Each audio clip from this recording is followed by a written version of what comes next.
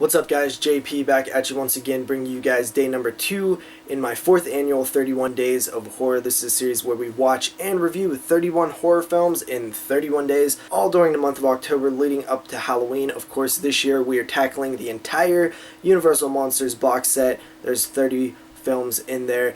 Continue along with day number 2. We're going in chronological order. We have 1931's Boris Karloff starring Frankenstein, of course based on the Mary Shelley novel from around the 1800s. This film follows Henry Frankenstein. He wants to create life, but not in the normal way that humans create life where they have babies. He wants to make it from scratch. He wants to have this god-like control by creating this life through scientific method. He then has his assistant and himself, his assistant Fritz, go out and still bodies, corpses, kind of sew it all together, but he needs a brain, so he sends Fritz out to the local university where they had just been learning about the difference between a normal brain and an abnormal brain. So Fritz accidentally drops the normal brain and it shatters in a glass container, so that one's no good. So he grabs the abnormal brain, so essentially it's the brain of a murderer or a psychopath. He brings it back.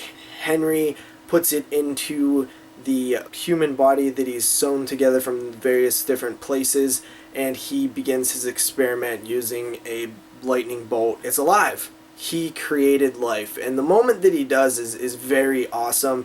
I love the look of all the sparks and lights and different things that are happening in his little laboratory. The reaction that he has when he actually creates life. He says something along the lines of, "I know what it's like to be God," or "I know what it feels like to be God," which is a huge no-no in terms of just everything that we know as humans and in pop culture and film. It's never a good thing to play God. So of course things go wrong. They go to exterminate the monster and he escapes. He accidentally kills a little girl and then the whole town is after him with pitchforks and torches. Frankenstein is absolutely a great film. Boris Karloff as the monster, of course with the Jack Pierce makeup effects, is just brilliant. The way that he looks is awesome. This film obviously is a huge moment in film history.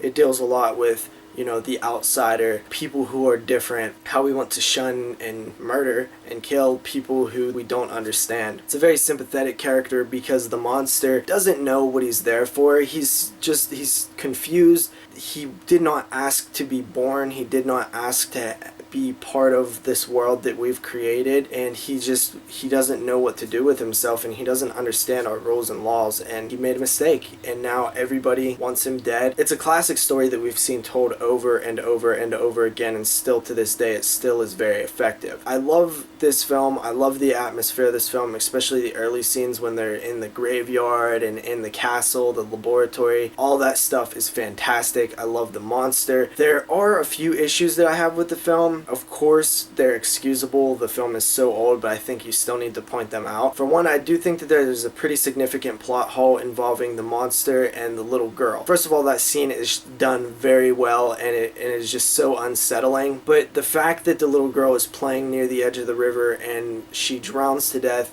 and nobody's there to see it, there's no witnesses, yet everybody in the town automatically knows that it's Frankenstein. I feel like that's a bit of a plot hole. It doesn't really make a whole lot of sense because we see the father carrying the girl down the street as she's dead. What would be the indication that she was murdered? There's no scene that shows bruises or marks around her arms or neck or anything. So I've always kind of, this time watching it, I really noticed that, and it kind of just bugged me a little bit. And second, I honestly do not care for the relationship between Frankenstein and the Elizabeth or whatever her name is, his love interest, his wife. Really don't like that. I love the final of this film in the windmill. It's awesome. Frankenstein is a great film. Does have minor problems in my opinions, but I mean 1931, it's brilliant. 8 out of 10.